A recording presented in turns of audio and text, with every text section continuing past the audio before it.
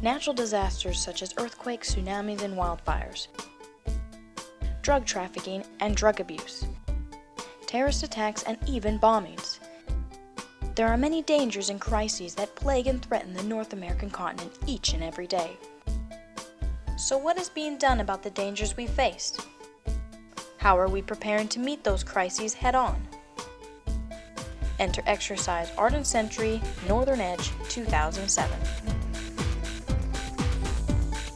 Sponsored by U.S. Northern Command, Ardent Sentry Northern Edge is a Joint Chiefs of Staff directed Homeland Defense and Defense Support of Civil Authorities exercise, taking place between the 30th of April and 17 May 2007. The Homeland Security Council has designated Ardent Sentry Northern Edge and associated exercises as a national-level bilateral event that will better prepare their response to various kinds of situations.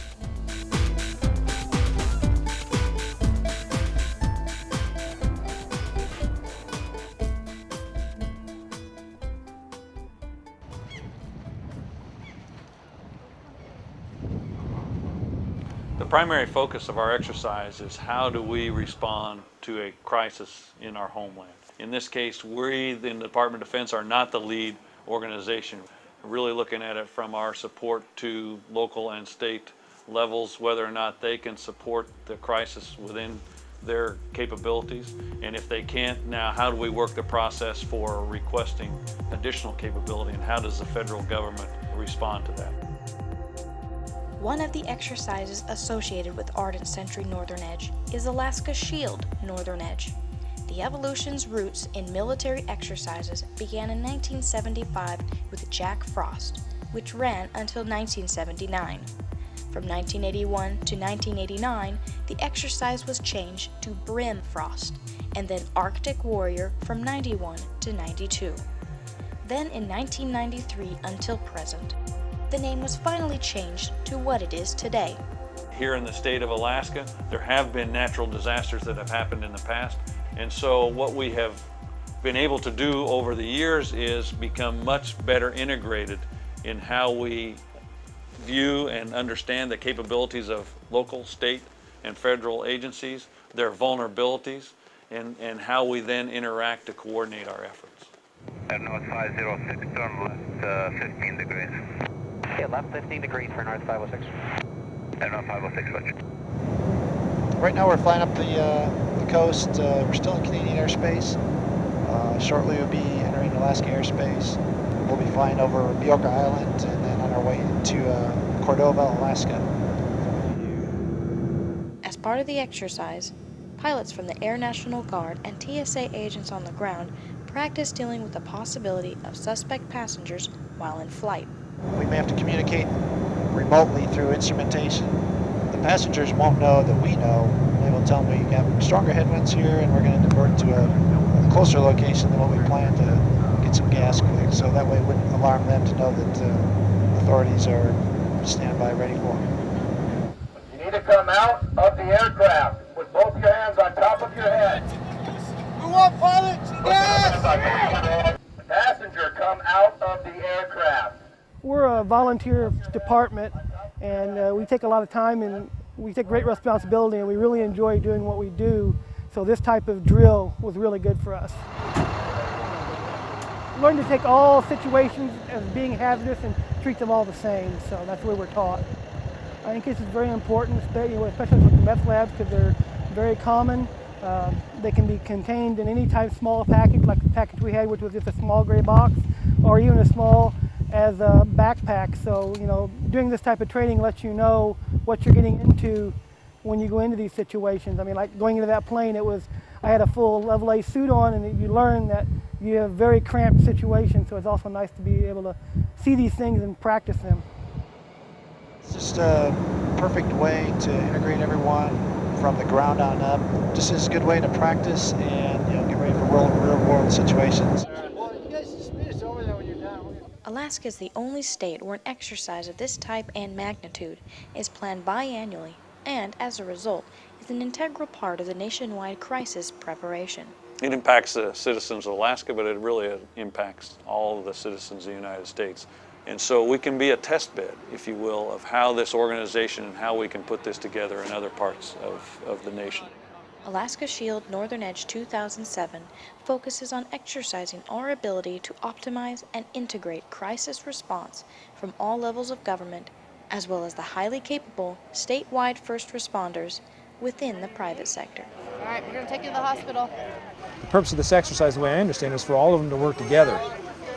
Certain segments of this exercise do require the military, but it's how the military and the civilian personnel would work together in the event of an emergency in the state of Alaska.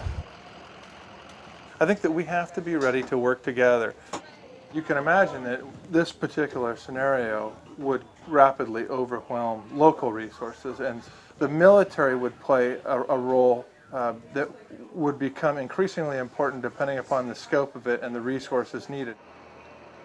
It's always a learning experience when you do an exercise like this. You're gonna learn each time you do it to the point where you've practiced it enough so that it becomes second nature. It's a big effort. I mean, this is an effort by thousands of people probably that have been working on this for several months. And anytime you can get this many people out and get them trained and get them working like this, it's obviously just going to make their job easier when they have to do it for real. I think that we all need to play a role in preparation and planning and drilling to make sure that if something does happen, our families are going to have a positive outcome. Whoever else, the guy down there in the ditch, okay, another side or both. Just sit relax, we'll get to you as soon as we can, okay? A lot of people, when they see a guy in uniform, they're like, oh, well, thank you for what you're doing, and it's overseas in Iraq. And I mean, Iraq is not the only thing that the military does, that we can actually help them in the community. Because of the air support limitations that the state has, the Army's Aviation Regiment in northern Alaska has a unique relationship with the emergency response teams in the surrounding areas. Put them on the ground, we'll set them to the right on side and transfer them over. Okay, not a problem. They will do the same with you. We have the capability with our extended range fuel tanks to go further distances.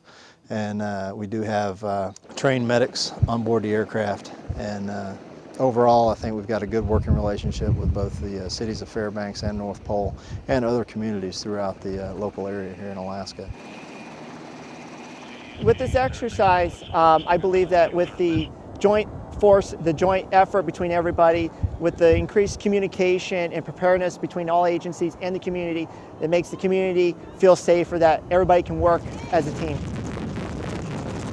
Where we were dead center in the middle of a town. So all the people they were at their stores, we were right behind a restaurant, they're driving to and from work, and they're actually seeing, the military coming and helping the community.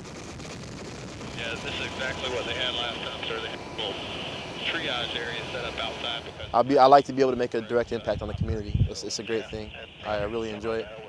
That's the best thing I love about doing this job.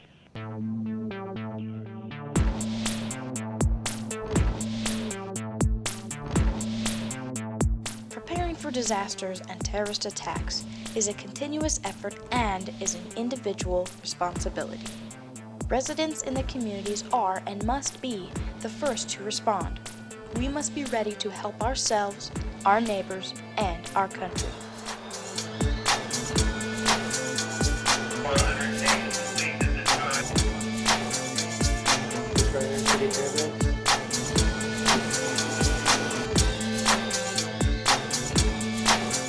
There's been a lot of effort by everybody put into Northern Edge. There have been almost 5,000 participants. So it's been a wonderful opportunity. We've seen great cooperation amongst all those agencies, and all of us are learning for one another. And in my mind, that's the best news, because we're all working towards that common goal, and that's to make sure the citizens of the United States are secure and that they're well defended.